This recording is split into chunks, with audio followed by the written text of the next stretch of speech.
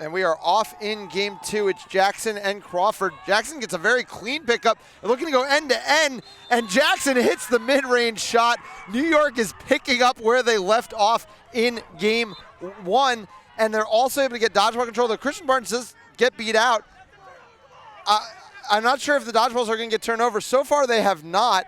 Peter Lawrence has the ball. Frank Minson threw a dodgeball wildly. It's a wild quad ball pass here, though, from Lawrence, goes out of play.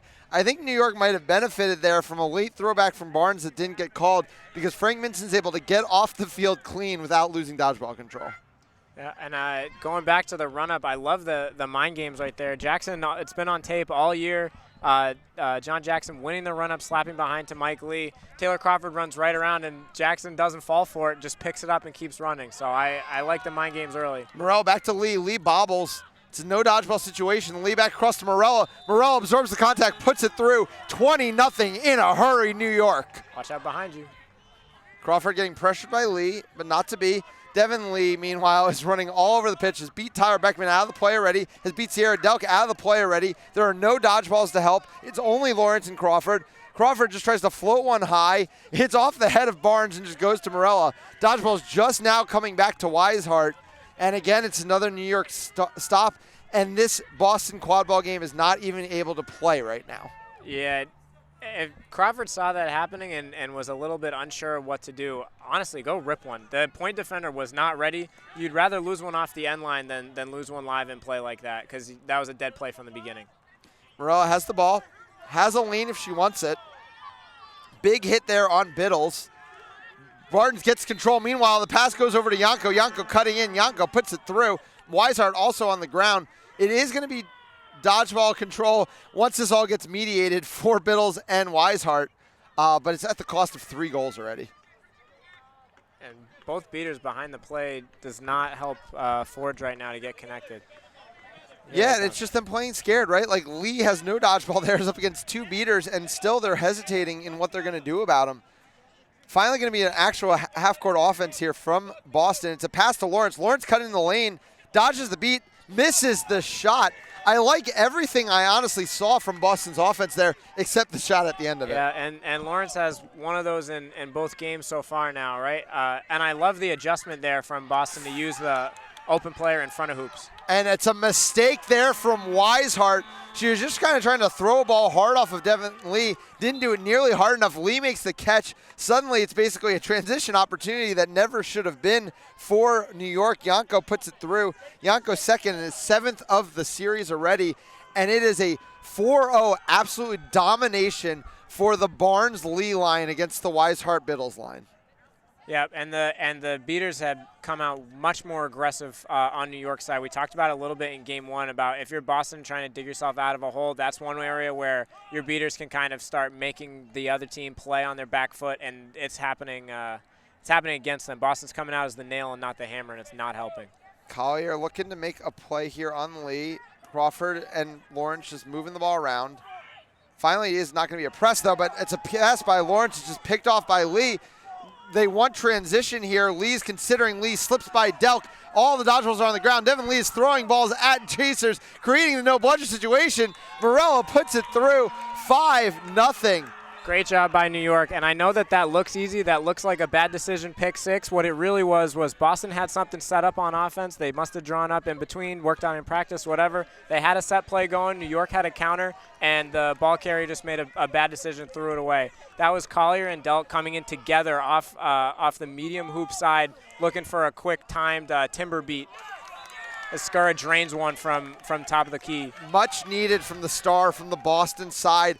You know, I think what Escura probably saw was the amount of space that was being afforded to Peter Lawrence up above the hoops and said, hey, I'm not going to miss those shots. Finally gets the team on the board, but it's that 5-0 run right out the bat. And, you know, a lot of it has been Lindsay Morella. 2 goals, 2 assists, has been involved with 4 of the goals. Everything except John Jackson's brooms up, basically.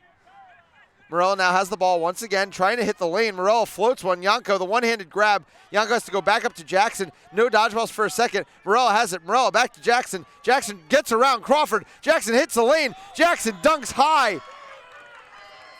Might be generous. We'll see what Jack McGovern, if they wants to give the assist on that one to Morella, because it was a lot of work from Jackson after the pass. I give it to Morella. Morella get a hockey assist on that too. She's the engine that any team would run through, and Jackson just has the perfect play style. You could put John Jackson on any team in the country, any team in the world, and John Jackson would fit in and be effective immediately. He's very adaptable. Yep. Pass for Jack from Ian Skura behind Taylor Crawford. Taylor Crawford takes the corner. I think that might be a very late throw. I think it's going to be called a turnover. Yeah, it is going to be called a turnover. A really nice long-range beat there. Jason Ing is now in alongside Emily Hickmott, and they are once again nursing blood sugar control. Here at Boston, I'd like to see you mix up the defense just for the sake of novelty here. And as I say that, it looks like a little three trees. That's one thing that New York has been doing did a great job of in game one, right? You play with your identity, but do it in different styles. It puts the offense on their heels and makes it harder for them to get set up and get going. Yanko, the overlapping play with Minson. Minson gets behind the Lee. Lee does wear a beat. Pass shot goes wide. Yanko, though, able to recover it, keeping that second chance opportunity alive for New York, something you stressed a lot.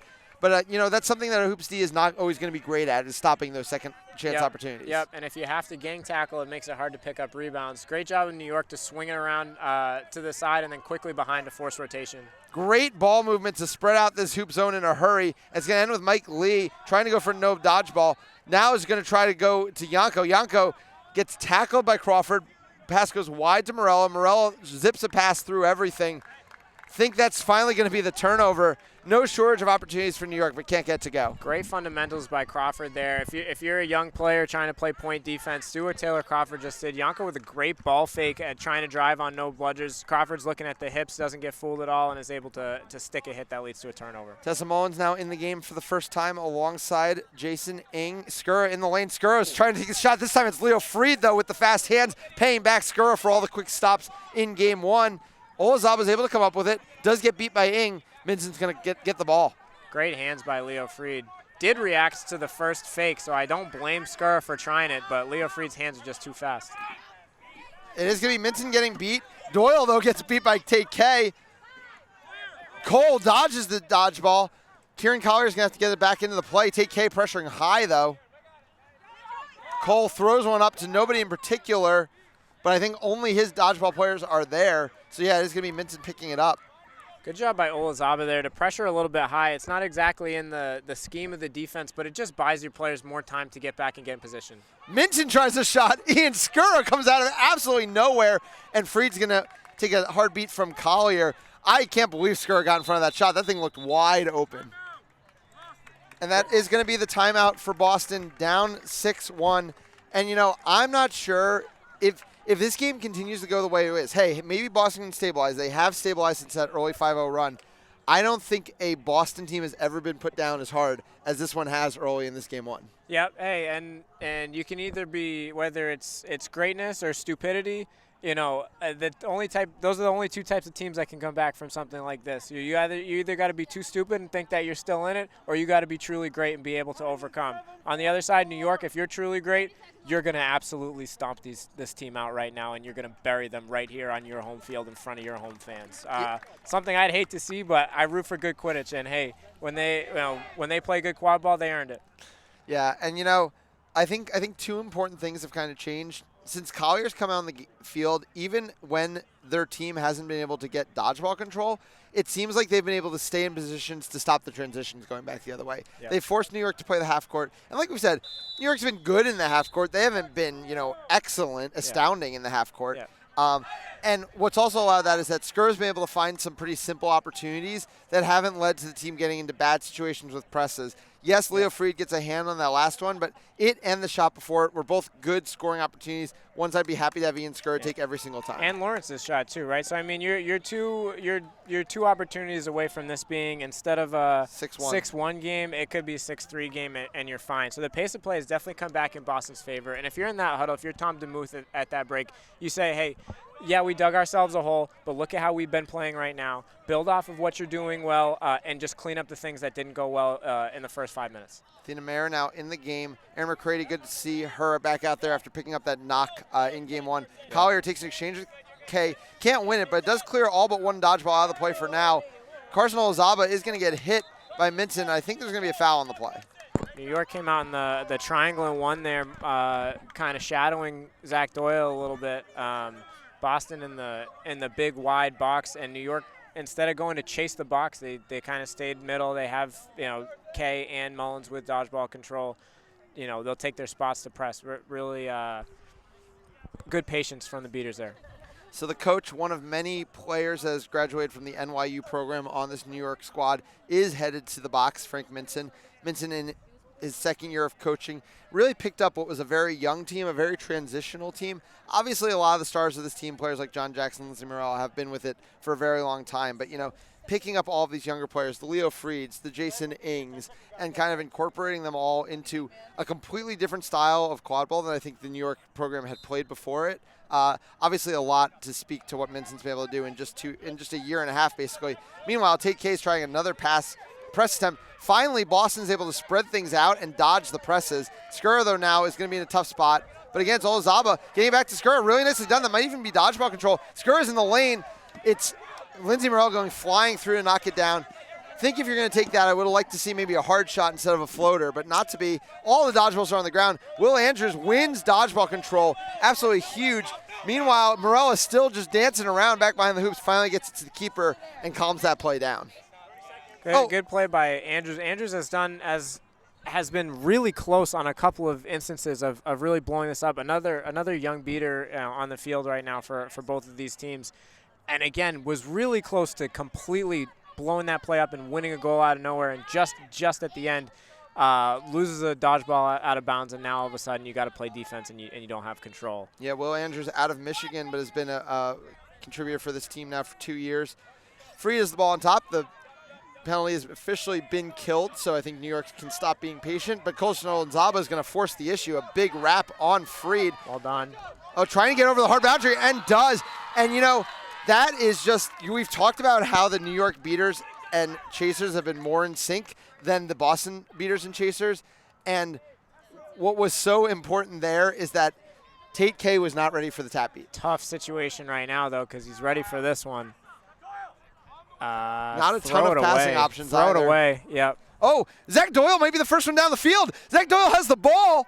Doyle trying to get by Freed. Shot goes off the tee, but great idea and really almost a goal out of nothing for Boston. Great transition defense from New York right there to make that a shot and not a dunk. Excellent job by the Titans. Oliver eats a big hit there from Olazaba, but gets the ball off to Cole. Really nicely done. Freed grabs one of midair, but just gets tackled again. Oh, and great hands by Avery Oliver. Going to go down hard at the end of the play, but just wins the loose ball basically off of Ian Skurn's, able to slip it through the hoop. Way to stay with it from Oliver. Again, Boston it's not for the lack of effort right there. Athena Mayer laying the wood on that hit right there, but Oliver, too strong, puts it through. Yeah, Oliver played for Team India at the World Cup last week, a big contributor there. Had the game-winning goal in what was a next goal win scenario against Austria. I believe India's only win in the pool play. So been a big week for her, along with a lot of the players, both on this field and over in the stands, coming off of what was a very enjoyable World Cup down in Richmond, Virginia. Yeah, and that's what makes this, again, the perfect setting for a series like this. I mean, it's awesome for the sport to have this collection of players here in this atmosphere for a series of this magnitude. So just great job by the league to set this up this way, and well done promoting it as well. Oh, thanks, Teddy. Carson Olazaba has the ball up top. Skura has it in the lane. Skura just trying to rip shots now, and Freed again has the answer. Gets chased into the corner. Doyle does have it. Doyle stays in bounds. Doyle finds Olazaba. Shot goes wide. Oh, Doyle's just going to dodge a beat. Doyle's going to be in the lane here. Doyle across to Skura. Skura's going to have to make this one count. Finally does through the far hoop. A broken play, but hey, we haven't seen a lot of second chance opportunities for Boston. They get a big one there. Yeah, well done. Heck of a play by Doyle. Absolutely working his tail off, tiptoeing the sideline, makes the pass, gets the offensive rebound, makes one more pass, and Skura, I mean, just like in the NBA, right, those second chance threes always go in. A good shooter like that's not going to miss two. Freed bringing the ball up now.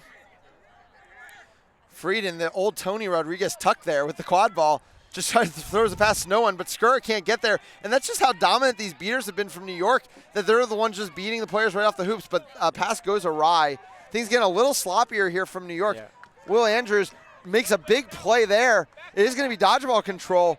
Really nice shift here from Will Andrews in the middle of this one. You'd like to see Boston play with a little pace right now while New York's scrambling. They're still trying to get into their set, and Boston just bailed them out by walking it up. Yeah, New York doesn't even seem to be completely clear on what defense they're calling. I think they're finally settling into the triangle and one, or maybe a mark. But again, Boston's doing nothing to push the pace. Triangle and one, and whoever's marking Steinberg over there is giving him a real hard time. Excellent defense. Greenhouse tries the shot, just gets knocked down easily. Leo Freed looking to run in transition, is going to have to slow it down. Vinny Chico makes a big beat. Aaron McCready does a beautiful job of, I think, keeping dodgeball control. No, they are going to lose it. It's going to be a no dodgeball situation, but Oliver goes high with the shot. I don't hate the shot in that situation. You know, one of those things where if you see it go in as a player, it can really kind of get you settled, get you into that next mode, and help you be even more effective. It wasn't really a covered hoop either. I don't hate it. Biddles and Montero now into the game, but not with dodgeball control. Greg Bento, I believe, taking his first minutes at Chaser of the series, did play Seeker in the last game. Yeah.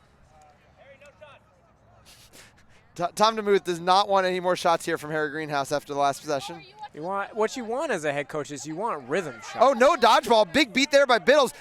Oh, Steinberg goes high, tries the two-handed chuck down, but the T says no for a second time in a few possessions for Boston. And if you're the coach, you're the sideline of Boston right now, you make it clear you're in a 7-2 game, but you've had 3 balls off the tee and 1 great save by Leo Freed. This is not last game. You're very much still in this. John Jackson misses a shot there. I think it is. Oh, it's called New York ball. Can they get the reset clean though? Yeah, they will be able to. Good job by Situ of opening that reset up to Jackson. Montero and Biddles able to keep dodgeball control. A nice play there by Montero to do so. Meanwhile, the ball's on the far side. Oh, arbitrating, trying to get through. It's a true team tackle, but arbitrating still had a free arm. I think the shot goes wide, but that is a hard man to stop. I think Montero cleaned it up ahead of time, but if you're arbitrating, you got 4 bodies on you. You can't feel it. You can't feel a dodgeball. Yep. Boston, though, tries to go in transition, not to be. Now Hagag tries to go in transition, also not to be. Steinberg, I'm not even sure what is happening in this game right now. Steinberg's now hitting the lane. That beat goes wide. Steinberg's bouncing off people, rolls off of Molly Potter, gets the ball to Bertram. Smart decision by Steinberg there to calm himself down a little bit. We let the refs decide what's going on while we catch our breath. Yeah, I think there might be a call going against Boston in the dodgeball game. But, yeah, it is going to be third dodgeball interference, so it is just going to be the turnover. But we've talked about how important that's been in the series, how hard it's been at times for Boston to get it back. Yeah, absolutely. And you look at the positioning of the beaters right now. Situ has Biddles in a lock right now. If you're the Titans, you let Emily Hickmont run free. And if you're John Jackson, you make sure that you hit Harry Greenhouse and make him pass this ball right now. Go fly out and play free safety everybody else. Yeah, and if you're Harry Greenhouse, I think you have to run to the back corner, back behind the hoops. Yeah. Get away from this corner, which is no longer safe grounds, and make John come get you. Pass does go to Bento. Bento and Greenhouse just playing a 2-player game in the corner as Emily Hickmott steps out, goes up to Bertram. Bertram doesn't have a blot there. To Chico, missed beat. It is going to be dodgeball control right back to Boston off that. Nicely done. Steinberg floats either a pass or a shot. Hard to say, but Greg Bento can't track it down. I think that's a pass, and that's a tough pass. There's no angle, right? Every sport, basketball, soccer, anytime you're trying to throw a pass that's vertical like that, it's hard to get it to be a catchable ball, and it's even hard as the receiver to catch it over your shoulder like that. Not a bad idea, but a tough execution. Yeah, and we're going to see, how long Boston's willing to wait on trying to get its top line in, because we just haven't seen that scoring threat necessarily without it. Oh, a really nice play by Biddles on Lee. Oh, but Andrew Steinberg can't stop the basically just desperation shot. New York gets the goal anyway. It's 8-2. It is going to be no dodgeballs. Greg Bento's in the lane. Bento gets beat. Pass gets knocked down by Jackson. It is picked up by Bertram. I think that might be a late pass by Greenhouse. No, he's allowed to get away with it. Steinberg's just going to slow things down. What is John Jackson's wingspan? My goodness. That man could take flight. It's true. It's insane what you think is open around the hoops that John can get his hands on. Yeah, It looks open. He just swats it down. he's wearing a hat too. 3 goals already in this one. Patience here from Boston finally. Steinberg and Bertram just working it around, but what's the idea? That's the question. What are we setting up here? It looks like we're setting up something on the near hoop. That's where Collier is. Potter's not giving him the easy tap beat. Bertram just goes right in. Oh, called beat before. I like it from Mo. Yeah. I like the ideas, Mo's always looking to dunk on somebody. What I don't like is what's going on behind the hoops. Yeah. It's not even hard for Mohagog to guard Harry Greenhouse in that situation because Harry is accepting his fate as being locked down. And that comes from the effort, comes from the rest of the pace of play. Everybody's tired. It's not easy to play this game. But you can't make it easy on the defense. You force Mohagog to be constantly trying to switch onto somebody. I like that Boston's taking better care of the ball, but don't make it easy. Montero gets very unlucky there. Her throwback bounced off the middle hoop. Oh, but Devin Lee gets caught out. We talked about Devin Lee, how quickly he plays, and how sometimes that ends up with, him getting tired towards the end of a shift, but a really nice play by Montero. Meanwhile, Steinberg gets hit hard by John Jackson. John Jackson trying to claim shoulder. I don't think that Chris Lecompte's particularly interested in that. No. Chris Lecomte, a great ref, knows the rule book well, sticks to his guns. I've had many great conversations with him off the field and many loud conversations with him on the field. All the respect in the world for him. Yeah, and these 2 games are interesting, right? I think the last game ended up with a final score that was closer than the game felt, and this game has felt felt the opposite. It feels like that Boston should be a little bit closer, but things have gone awry. New York's been more or less stymied on the offensive end for quite some time at this point. Yep, and it comes from Boston again isn't necessarily doing Plan A very well, which is don't turn the ball over, but they're doing a much better job on Plan B, which is don't turn the ball over in a bad spot. For sure, and better job from their beaters. We talked about Montero. I think just came off a good shift subbing out. Will Andrews had a good shift earlier in this game. Yep. Just a little bit more hanging in there. It's definitely been a little less dominant from the beaters of New York, and hey, it's 8-3. This is still a ball game. Yeah, 8-3 could be 8-6, right? That's one of those things you tell your team to rally around. Obviously, they don't count almost. This isn't horseshoes, but something to keep the morale up, keep the energy up, so that you can keep fighting. All you can do is try to win one possession at a time. Yep. Greenhouse does get knocked out trying to tail Jackson around. It's a mark look now from Boston for the first time. Completely different. We're going to see how John tries to attack it. Jackson goes around the line, does get the ball wide to Potter. Potter back to Jackson. Suddenly it's back to a hoop zone here from Boston. It is going to be dodgeball control, though, going back over to the side of New York. I absolutely love switching it up. Kind of wish Tom DeMuth pulled this card earlier, but hey, better late than never. You get some time and some more opportunities to get stops just by causing confusion. Novelty alone will get you a couple of stops. Jackson gets it over the top to Agag. Oh no, Leanne Dillman's beat just knocks off the back of Steinberg. It's going to Luis Mendoza into the lane, but Mo Bertram makes a big hit. Ball goes over to Bolly Potter. Potter tries to get it. Andrew Steinberg makes up for the block mistake before with a big stop, and Bertram is able to keep it in the field of play. Another big stop from Boston. They are creeping their way back into this game. That's a hustle right there. And hey, like this isn't baseball. You can't hit a 5-run home run. I guess you could pull a flag, but not yet. All you can do is get one goal at a time. And again, one of the things we talked about pregame and before the first series is if you're New York, yeah, you want to impose your will, you want to play hard, but as Boston sits on control and controls their turnovers so that they're in a good spot and plays better with their beaters, you can't get out and run. So you got to be patient. You got to make sure that you just win one goal at a time. And so far, Boston has done a good job in these last 3 minutes of being the better team in that instance. And just to clarify for our international audience, you also can't hit a 5-run home run in baseball. But as I'm saying that, once again, lazy passing at midfield. And it's going to be Boston paying the price. How many of those freebie goals have we seen from New York in this series? It's probably been largely the margin in the quadball game over the course of these games. I like the S-eating grin on Mike Lee's face. The layup dislodgement might be the most disrespectful dislodgement you can do, and that's a way. It's not a card you'd like to take, but at least the way that he did it is trying to get some juice back on his team's side, study the times, and say, hey, we're the big brother right now. We're gonna noogie this team in Boston. So as a coach, you don't want to see it, but it could work out for you. So it is going to be Boston playing up a player, but against dodgeball control. Dillman just trying to work it down, but our quadball players. And, this is a time I really want to see Boston's quadball players working with their beaters, because this is where all the options can't be covered, so it should not be hard to pull a beater out. But, again, it's just a ripped shot there early in the possession. I think that was a pass across hoops. Mike Lee's out of the box. Good hands by the Titans defenders all game. They play with extremely active hands. Like, if you're looking to teach a mark defense or any defense, you look at the fundamentals of these New York teams. Last few seconds here before the 20-minute mark. Lawrence being patient. Jackson stepping high. Dillman loses an exchange with Barnes. Collier needs to get back into the play. Taylor Crawford first to take the reset. And once again, it's at the 20-minute mark. New York stepping in with authority, getting the stop, getting the balls going the right way. Might be a little conversation, but I think the refs are just going to call it 20-minute timeout. Those two turnovers are absolute backbreakers.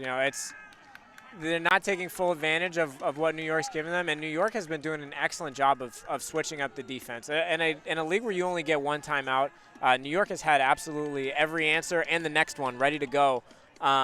They're making it very tough. Boston has to adjust on the fly, and it's certainly not easy. But so again, you're not going to score every time.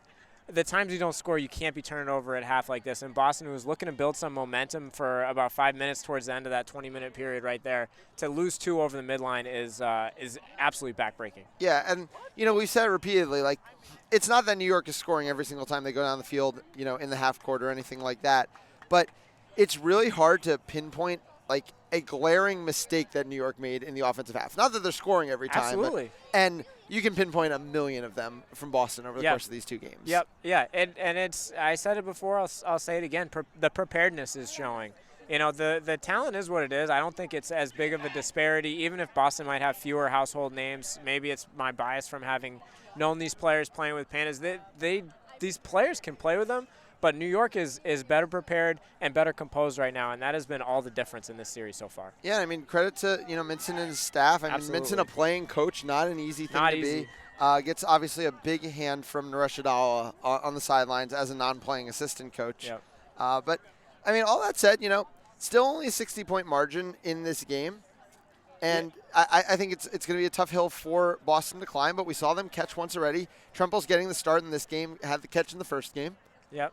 Yeah, it's not insurmountable. Obviously it's easier to win a game you don't dig yourself a hole in, right? Curious to see what the dodgeball decisions look like in this game with the pace having been a little lower, the score being a little lower right now. I wonder if there's any effort to keep Boston off the snitch here. Yeah, and so Tremple starting for Boston, Mohagog starting for New York.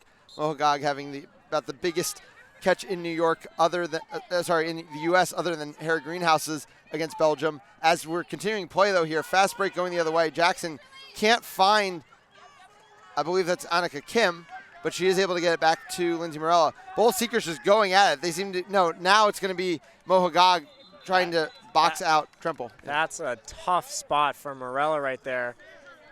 Went over half after accidental having the snitch, the flag runner run into her. Now I know what that rule is.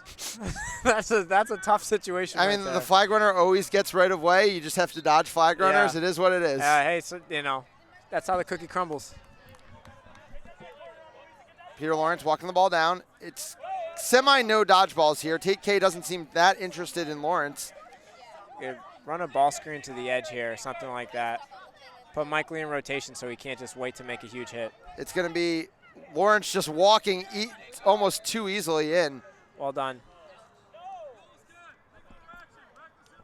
I think it's a tough one in what was, I would say, at least a slightly contested situation. I count 1, 2, 3, 4 quad ball eligible players in the zone. You know how I feel about the hoop dislodgement, but what you can't say about Lecomte is he's calling a very even game right now. Yep. He's been a little tight with the rules, but he's been on both sides. You can definitely say there were at least 4 New York defenders closer to Lawrence than anybody was to Lee on the card earlier. Certainly, right.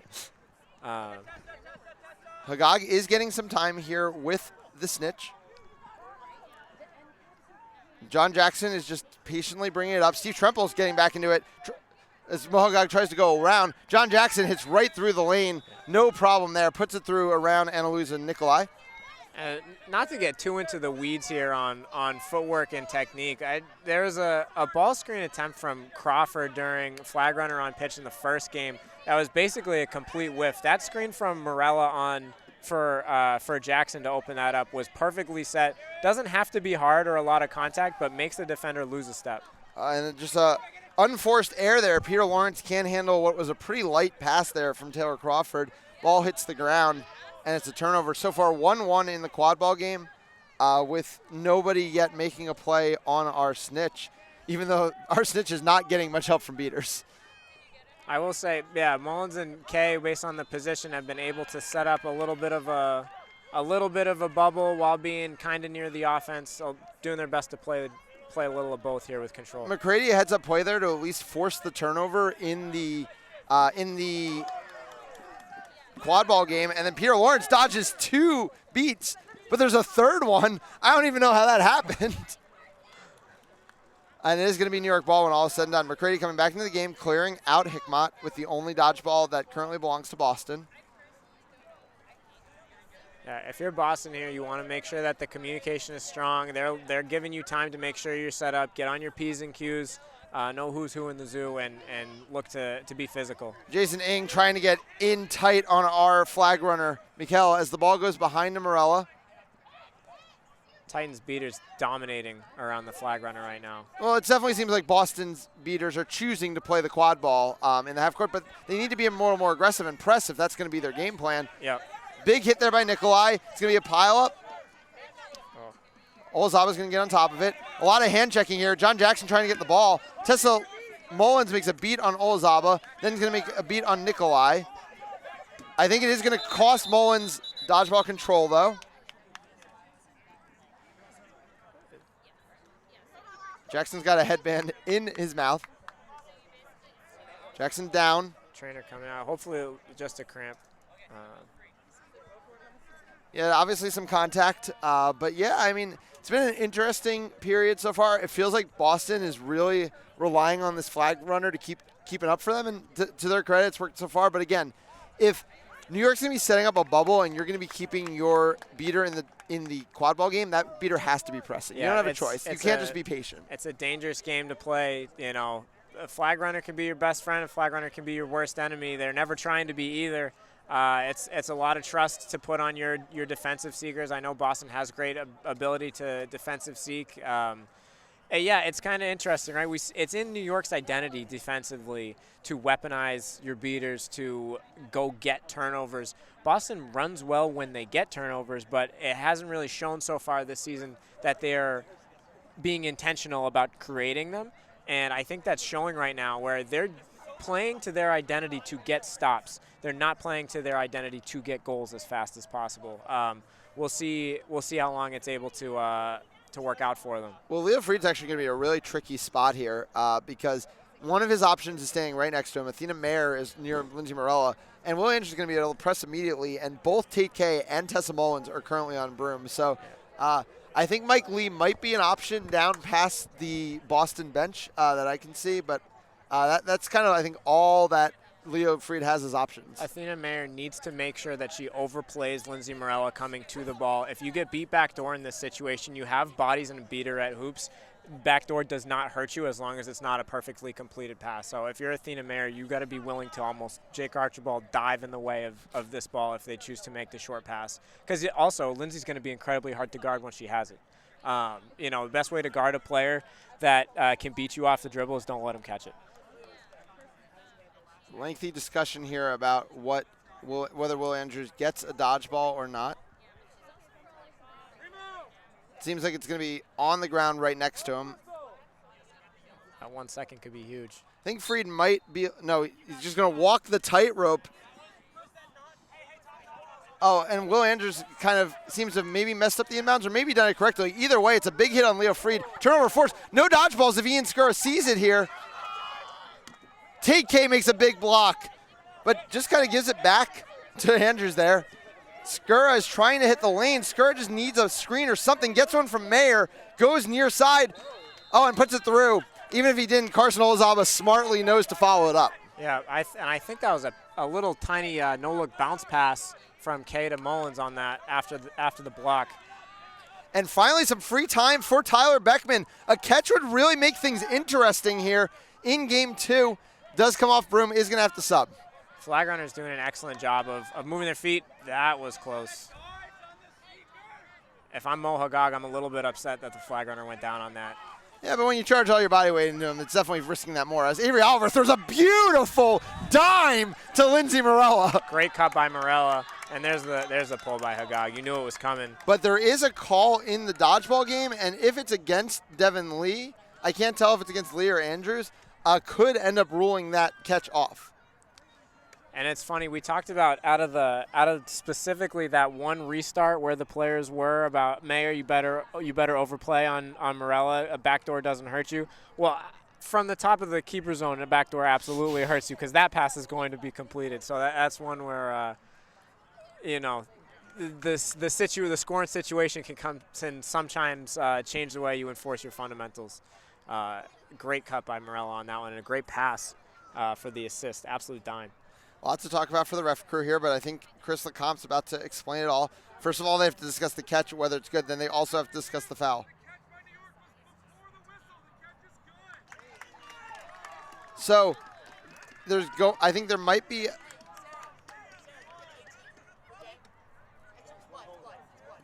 Sorry, I'm just trying to listen to if Chris Lecomte has anything else to say. No, it's just going to be a good catch, and all New York needs is one goal to put away the division to secure their second ever East Division title. And this is where you start to see what your team is made out of, right? Like, so no matter what, neither of these teams' season is over right here. But do you have something to build on? What kind of mental resolve does your team have? What kind of character does your team have? You never forget any of your losses, I think, as a player.